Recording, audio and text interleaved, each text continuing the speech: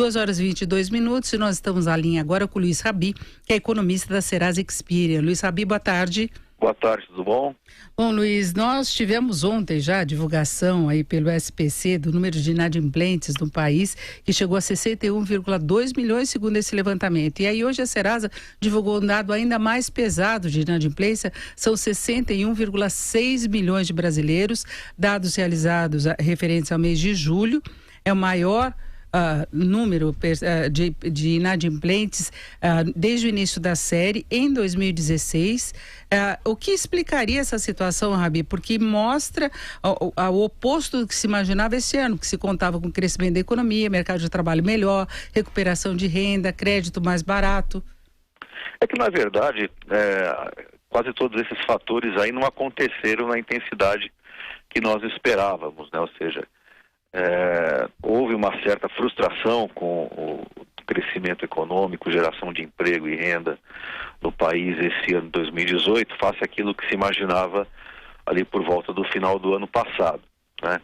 Ou seja, a economia andando mais fraca do que se esperava em 2018 e o desemprego ficando em patamares ainda muito próximos dos seus níveis recordes, que também foram atingidos no ano passado, com quase 14% de desemprego. A inadimplência, que deveria ter uma trajetória mais benigna, acabou não realizando, justamente porque a principal variável, tudo isso, né, se resume na questão do desemprego, né? Fraco crescimento econômico, tivemos aí problema com greve dos caminhoneiros no mês de maio, que também acabou impactando esse resultado, principalmente nessa virada do semestre da inadimplência. E a grande chave da inadimplência, o grande fator determinante da inadimplência é justamente a questão do mercado de trabalho, ou seja, o desemprego ainda muito elevado. E enquanto esse desemprego não tiver uma trajetória de queda mais consistente, a mesma coisa também não vai acontecer com a inadimplência. Agora, de qualquer modo, é um número absurdamente elevado, né, Luiz Rabi? Você imagina mais de 61,6 milhões de pessoas com dívidas atrasadas, e o levantamento mostra que é uma média de 4 dívidas por CPF.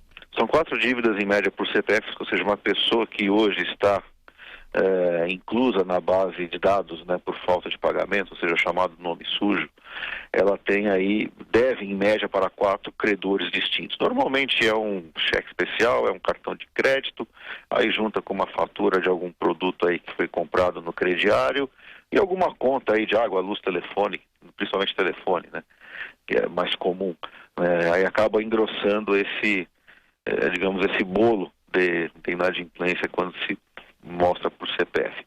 É preciso lembrar também que esses quase 62 milhões de brasileiros inadimplentes representam 40% da população adulta do país, ou seja, pessoas que têm 18 anos ou mais e que podem assinar algum contrato, contratar algum serviço, enfim, abrir conta em banco.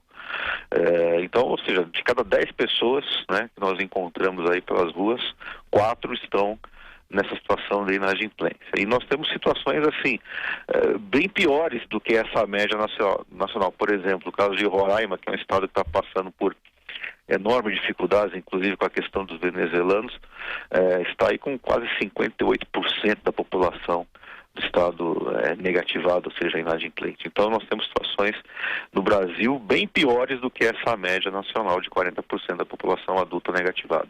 Sempre quando se coloca uma média, você tem situações melhores e piores. O problema são exatamente essas que são ainda piores, porque a gente já fica chocado quando vê essa estatística aí que você apresentou. Agora, pela composição por faixa etária, os mais idosos é que apresentaram o maior crescimento da inadimplência, embora a inadimplência maior seja na faixa de 36 a 40 anos, mas o que cresceu mais foi acima de 61. A inadimplência ela é mais alta, principalmente nessas faixas intermediárias, porque justamente é onde está o grosso da população economicamente ativa, ou seja, a população que deveria estar trabalhando, mas grande parte dessa população está desempregada. Então, nós temos aí taxas de inadimplência que chegam a quase 50%, nessa faixa de 31 a 40 anos, pegando um pouco também a faixa de 41 a 50. Nós temos inadimplência aí de 47%, 46%. Então são números muito preocupantes, principalmente no adulto maduro, vamos assim dizer, né? Ou seja, não é aquele adulto, não chega a ser um idoso, mas é um adulto mais maduro, né? Na faixa de 30 a 45 anos, mais ou menos. Agora, e pega muito chefe de família, né, Luiz? Sabe que é um problema também do desemprego, né? Então aí reflete justamente a questão do desemprego. Afeta basicamente essas pessoas que estão na sua idade, a sua vida produtiva ainda a pleno vigor, né? E que são justamente os mais atingidos pelo desemprego. O idoso, a inadimplência dos idosos sempre foi mais baixa, né? Isso historicamente, né? Idosos normalmente têm uma inadimplência menor, primeiro porque também não tem tantos financiamentos, né? Ou seja, idosos normalmente não compram casas financiadas, normalmente já tem a sua vida relativamente estabilizada, são aposentados na sua grande maioria, ou seja, tudo bem que digamos, os benefícios do INSS não são lá essas coisas, mas com certeza o idoso sempre vai receber aquele mesmo benefício, ou seja, ele não corre o risco de ficar, entre aspas, desempregado pelo INSS, né? Então eles sempre tiveram uma inadimplência mais baixa, mas o curioso é que, mesmo sendo a mais baixa, foi a que mais cresceu nos últimos 3 anos. Ou seja, nós passamos aí de uma inadimplência dos idosos de 32% para 35% dessa categoria de pessoas acima de 60 anos. E por que isso aconteceu? Porque aquelas pessoas mais maduras que estão perdendo seus empregos e chefes de famílias estão tendo que recorrer aos idosos ou aos aposentados, né? Às vezes é um avô, é um pai que já está aposentado, recorrendo a essas pessoas para obterem crédito para pagar suas contas, né? Contas não necessariamente do próprio idoso, mas dos membros da família que estão em volta dessa pessoa. E essas pessoas, obviamente, tomando mais crédito, esses idosos tomando mais crédito, aumentando o seu comprometimento financeiro, também correm o risco de ficarem mais inadimplentes, e isso está, de fato, acontecendo. E mais um ponto que chama atenção para nós encerrarmos é que se imaginava que houvesse uma acomodação da inadimplência, porque nós tivemos, quando a crise começou para valer, a recessão, pegou muita gente surpresa, pessoas que tinham se endividado naquela época que havia estímulo do governo para um endividamento maior, aquela forçação de barra para redução de juros, facilitar o consumo, mas aí não, nós tivemos uma fase de uma certa estabilidade, as pessoas tiveram inclusive a oportunidade de negociar dívidas atrasadas, e entidades como Serasa fizeram aqueles negociações, né, para facilitar.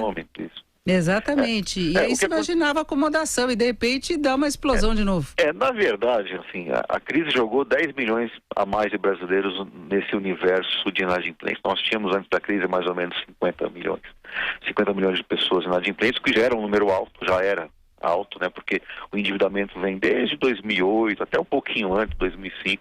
Então foi um processo longo de aumento do endividamento do brasileiro, né? E a crise em si jogou, assim, fez um salto de 50 milhões para essa casa de 60 milhões de brasileiros inadimplentes, né?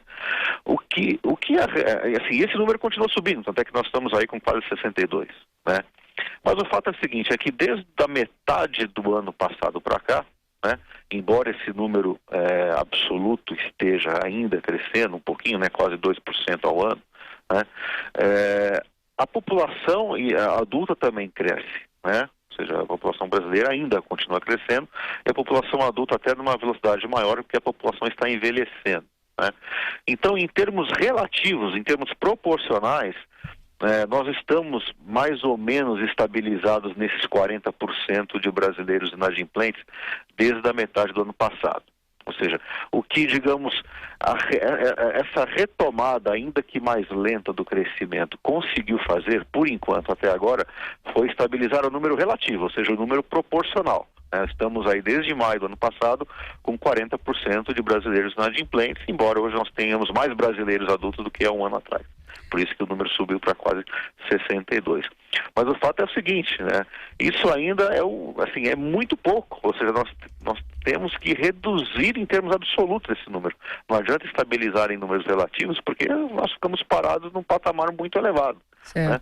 O que nós temos que realmente, o que vai de fato fazer com que o número de brasileiros em termos absolutos, ou seja, que nós tenhamos menos brasileiros, cada vez menos inadimplentes, é uma retomada bem mais firme, bem mais consistente da economia, só que isso, pelo que nós estamos vendo, só deve acontecer a partir do ano que vem e a depender também do resultado das eleições. Nós conversamos com o Luiz Rabi, que é economista da Serasa Experian. Luiz Rabi, muito obrigado, uma boa tarde. Eu agradeço, então até a próxima.